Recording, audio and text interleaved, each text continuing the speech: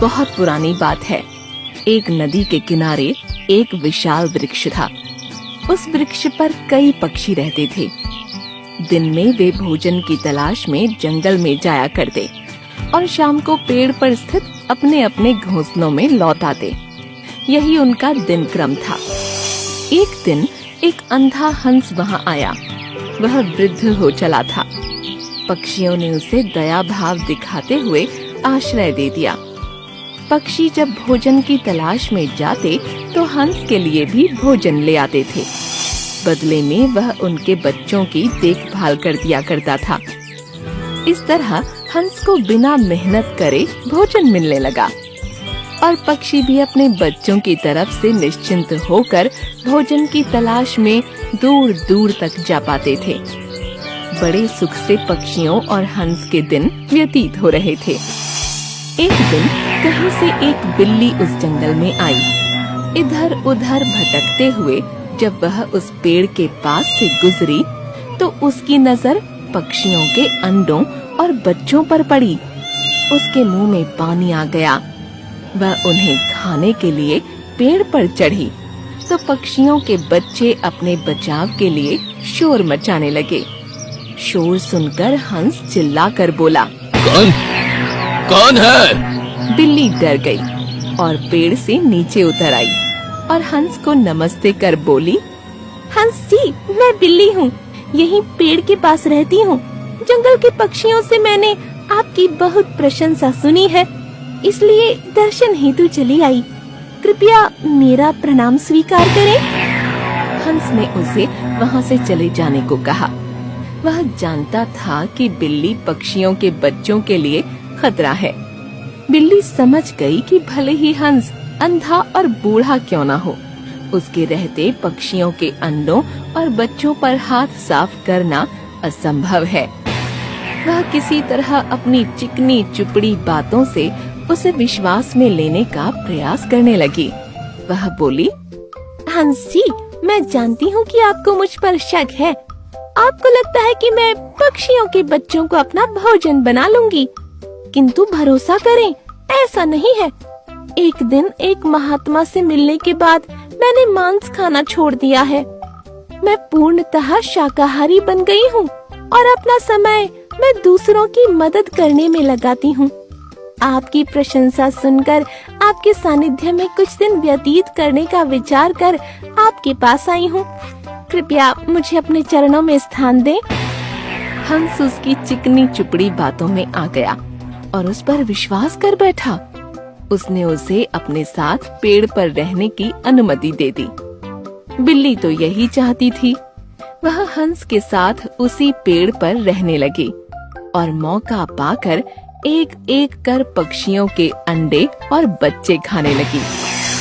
एक एक कर अपने बच्चों और अंडों के गायब होने से सभी पक्षी चिंतित और दुखी थे।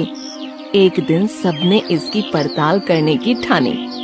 जैसे ही बिल्ली को इस बात का अंदेशा हुआ, वो पेड़ छोड़कर भाग गई। इधर पड़ताल करते हुए पक्षियों ने जब पेड़ के कोटर में झांका तो उन्हें वहाँ ढेर सारे पंख पड़े हुए दिखाई दिए।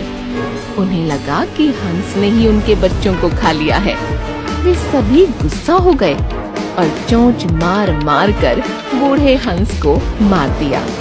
बिल्ली पर विश्वास कर बेचारा हंस व्यर्थ में ही अपने प्राणों से हाथ धो बैठा।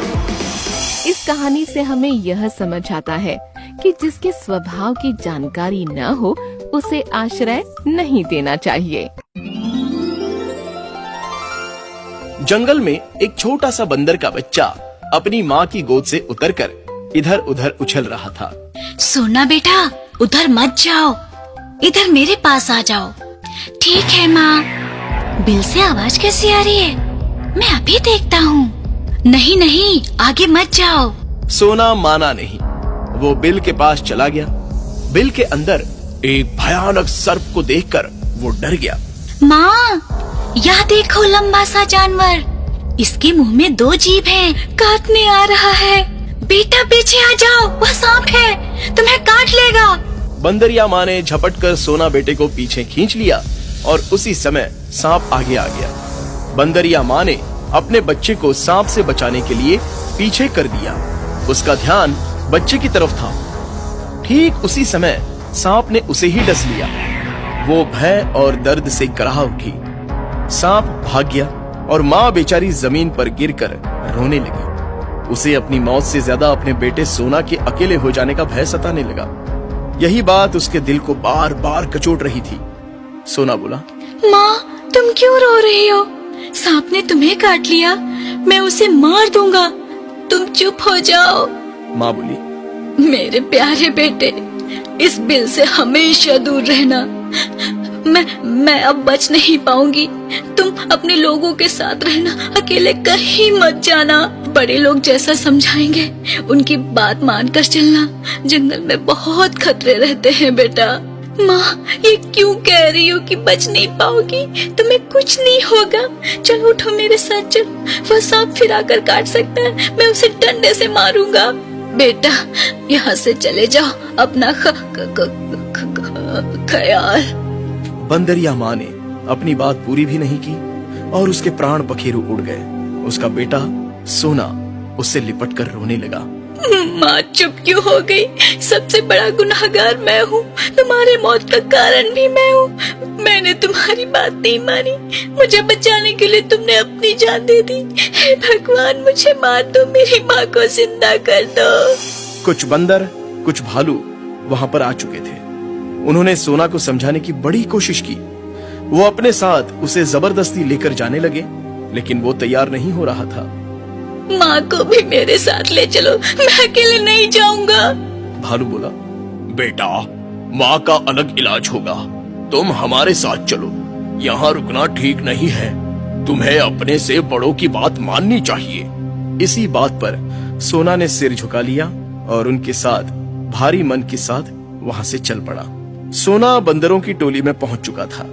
वो देख रहा था कि दूसरी बंदरियां माँ अपने बच्चों को बड़े प्यार से संभाल रही थीं और खिला रही थी। उसे अपनी माँ की याद आने लगी। एक आदमी एक बड़े से थैले में बहुत सारी खाने पीने की वस्तुएं लेकर आ गया। सारे बंदर उसके आसपास इकट्ठा हो गए। वो पैकेट बांटने लगा। बंदरों के अंदर पैकेट लूटने की होड़ मच गई। बड़े बंदर बंदरियां पैकेट लेते जा रहे थे। सोना उस भीड़ में खो सा गया था। बंदरियां माँ पैकेट लेकर अपने बच्चों को खिला रही थी और स्वयं खा रही थी। सोना के हाथ में कोई पैकेट नहीं था। वो लाचार स्थिति में सबको देख रहा था। उसे कोई खिलाने के लिए नहीं आया। वो अकेले बैठकर आंसू बहा रहा था। सच कहें तो वो अपनी माँ को याद कर रहा था। वो मन ही मन सोच रहा था कि आज अगर माँ जिंदा होती तो पैकेट लाकर उसे भी खिला देती। बंदरों की भीड़ जब वहां से हट गई तब सोना इधर उधर देखने लगा। बंदरों के छीना झपटी के कारण जमीन पर गिरी हुई कुछ खाने की वस्तुएं उसे अपनी ओर आकृष्ट करने लगी। उसकी भूख ने उसे मजबूर कर दिया था और वो उन्हें उठाकर खाने लगा। एक भालू उसके पास चली आई। वो समझ गई थी कि सोना को बहुत भूख लगी है। सोना, मैं जानती हूँ तुम्हें बहुत भूख लगी है। तुम अपने आंसू पोंछ लो, आओ मेरा दूध पी लो। इतना कहकर भालू ने सोना को अपने पास ले लिया और दूध पिलाने लगी। थोड़ी देर में भालू का बच्चा राजा आ गया और उसने इस बात पर अपना ऐतराज जताया। माँ, तुम इस बंदर के बच्चे को दूध क्यों पिला रही हो? बेटा, यह भी तुम्हारा भाई है, इसे बहुत भूख लगी है। राजा बोला, ये बंदर का बच्चा है, मेरा भाई नहीं है। ए बंदर के बच्चे, चल भाग जा यहाँ से। ये मेरी माँ है, तुम्हारी माँ नहीं। बेटा, इसकी माँ अब इस दुनिया में नहीं है। अगर इसे हमने भी दुत्कार दिया तो यह कहाँ जाएगा? कुछ देर पहले जब सारे बंदर खाने के पैकेट खा रहे थे तब इस बेचारों को किसी ने नहीं पूछा। यह सोना भूखा प्यासा सबका मुंह देख रहा था। इसकी माँ नहीं है, इसे बड़ा दुख होता होगा। कोई बात नहीं, आज से हम दोनों भाई भाई। माँ, इसे दूध पिला दो, भूख लगी होगी। आओ सोना मेरे भाई, दूध पी लो। सोना बोला, आओ भैया तुम भी पी लो। राजा और सोना में दोस्ती हो गई। वो साथ साथ रहते, खेलते और घूमते थे। एक दिन दोनों नदी किनारे पहुंच गए। उन्होंने प्यास लगने पर नदी का पानी पिया और किनारे पर पानी का मजा लेने लगे। राजा पानी में उतर गया